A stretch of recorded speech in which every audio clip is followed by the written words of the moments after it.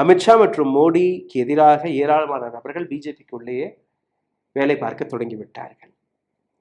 இன்னொரு பக்கம் ஜெகன்மோகன் ரெட்டி. ஜெகன்மோகன் ரெட்டியிடம் இருக்கக்கூடிய அந்த 11 ஓட்டுகள் ஆந்திர பிரதேசத்தில் அது எங்க போக போகிறது? பிஆர்எஸ் உடைய ஓட்டுகள் எங்க போக போகுது? இது எல்லாமே ஒரு பேச்சுவார்த்தையாக இருக்கிறது.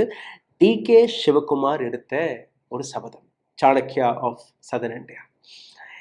என்னை திஹாட் சிறையில் அடைத்த நபர்களை நான் விடமாட்டேன். ஏடிஎம்கே நீங்க பார்த்தீர்கள்னா, விஜயுடைய கட்சிக்கு பின்பு விஜயோட பாப்புலாரிட்டி ஏற்கனவே இருந்தது. பட் அரசியல் களத்தில் அந்த பாப்புலாரிட்டி மிகப்பெரிய அளவில் வந்ததுக்கு பின்பு ஏஐஏடிஎம்கேவிற்கு ஒரு ஒரு மிகப்பெரிய ஃபேஸ் தேவைப்படுகிறது. ரெண்டாவது, தன்னுடைய இடத்தை அவர்கள் இழந்து கொண்டிருக்கிறார்கள்.